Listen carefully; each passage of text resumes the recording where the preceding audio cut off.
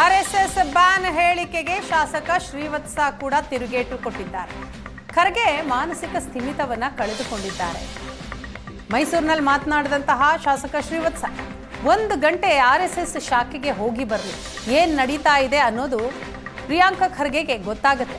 RSS ಹೇಗೆ ದೇಶದ್ರೋಹಿ ಸಂಘಟನೆ ಆಗುತ್ತೆ, ಆರ್ಎಸ್ಎಸ್ ಬಗ್ಗೆ ತಿಳುವಳಿಕೆ ಇಲ್ಲದೆ ಈ ರೀತಿ ಮಾತನಾಡ್ತಿದ್ದಾರೆ. ಈ ಹಿಂದೆ ಕಾಂಗ್ರೆಸ್ ಆರ್ಎಸ್ಎಸ್ ಬ್ಯಾನ್ ಮಾಡಿತ್ತು, ಮತ್ತೆ ಕಾಂಗ್ರೆಸ್ ಬ್ಯಾನ್ ವಾಪಸ್ ತೆಗೆದುಕೊಂಡಿತ್ತು. ಆಗ ಪ್ರಿಯಾಂಕ್ ಖರ್ಗೆ ರಾಜಕಾರಣದಲ್ಲೇ ಇರಲಿಲ್ಲ. ಕಾಂಗ್ರೆಸ್ ಬಂದರೆ ಖರ್ಗೆ ಮಾತು ನಿಜವಾಗೋದು. 20 ವರ್ಷ NDA ಸರ್ಕಾರನೇ ಅಧಿಕಾರದಲ್ಲಿ ಇರುತ್ತೆ ಅಂತ ತಿರುಗೇಟ್ ಕೊಟ್ಟಿದ್ದಾರೆ ಶಾಸಕ ಶ್ರೀವತ್ಸ. ಅಧಿಕಾರಕ್ಕೆ ಬರೋದು ಯಾವಾಗ? ಇವರ ಕನಸೇ ಕಾಣಬೇಕಲ್ಲ. 11 ವರ್ಷದಿಂದ ಮೋದಿಯವರು ಪ್ರಧಾನಮಂತ್ರಿಯಾಗಿ ಕೆಲಸ ಮಾಡ್ತಾ ಇದ್ದಾರೆ. ಮುಂದಕ್ಕೂ ಇನ್ನು 20 ವರ್ಷ BJPನೇ ಕೇಂದ್ರದಲ್ಲಿ NDA ಜೊತೆ ಅಲಯನ್ಸ್ ಪಾರ್ಟ್ನರ್ ಆಗಿ ಸರ್ಕಾರ ನಮ್ಮದೇ ಇರುತ್ತೆ. ಆದರೆ ಅವರು ಹೇಳುವ ಮಾತುಗಳಿದೆಯಲ್ಲ, RSS ಬ್ಯಾನ್ ಮಾಡಿ ಹೆಂಗೆ ಬ್ಯಾನ್ ಮಾಡಿಬಿಡ್ತಾರೆ? ಕಾಂಗ್ರೆಸ್ 3 ಬಾರಿ ಬ್ಯಾನ್ ಮಾಡಿರಲಿಲ್ವಾ?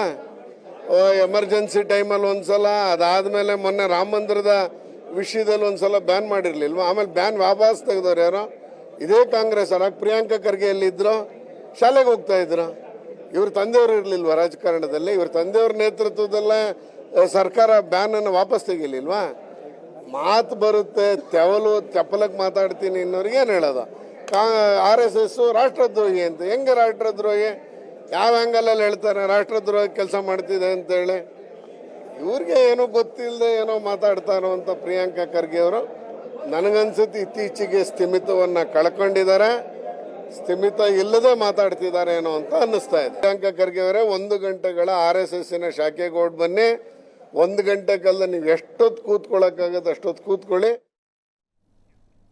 ಛಲವಾದಿಗೆ ಅವರ ಇತಿಹಾಸನೇ ಅವರಿಗೆ ಗೊತ್ತಿಲ್ಲ, ಇನ್ನು RSS ಇತಿಹಾಸ ಅವರಿಗೇನು ಗೊತ್ತಿದೆ? ಛಲವಾದಿ ವಿರುದ್ಧ ಸಚಿವ ಪ್ರಿಯಾಂಕ್ ಖರ್ಗೆ ಅವರ ಕಿಡಿ. ಛಲವಾದಿಗೆ ಟಿಕೆಟ್ ಕೊಟ್ಟಿಲ್ಲ ಅಂತ ಹೇಳ್ತಾರೆ. ಬಂಗಾರಪ್ಪರಿಂದ ಟಿಕೆಟ್ ಪಡೆದು ಎಲೆಕ್ಷನ್ಗೆ ನಿಂತಿದ್ರು. ಆಗ ಅವರು ತೆಗೆದುಕೊಂಡಂತಹ ವೋಟ್ ಎಷ್ಟು ಕೇಳಿ ಅಂತ ಪ್ರಿಯಾಂಕ ಖರ್ಗೆ ಹೇಳ್ತಾರೆ.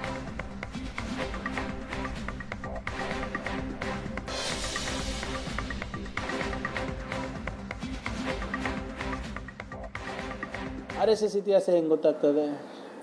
ನಿಮ್ಗೆ ನೆನಪಿದ್ರೆ ಅವ್ರು ಹೇಳಿದರು, ನಾವು ಇವ್ರು ಟಿಕೆಟ್ ಕೊಟ್ಟಿಲ್ಲ ಅದಕ್ಕೆ ನಾವು ನಿಂತಿಲ್ಲ, ಅದು ಇದು ಅಲ್ಲ. ಅವ್ರು ಒಂದು ಸರಿ ಎಲೆಕ್ಷನ್ ನಿಂತಿದ್ರು. ಎಷ್ಟು ಓಟ್ ತೊಗೊಂಡ್ರು ಕೇಳಿ ಅವರಿಗೆ?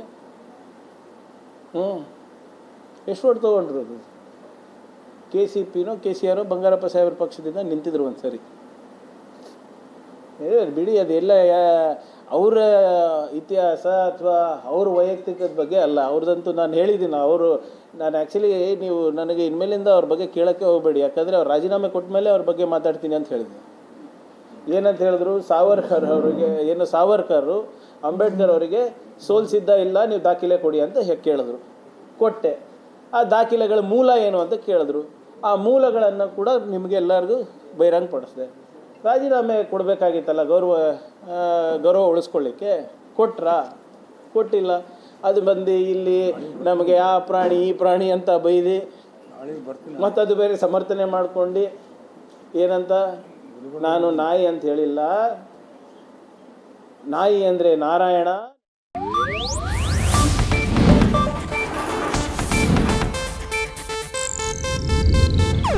ಇದು ಏಷ್ಯಾನೆಟ್ ನ್ಯೂಸ್ ನೆಟ್ವರ್ಕ್ ಪ್ರಸ್ತುತಿ.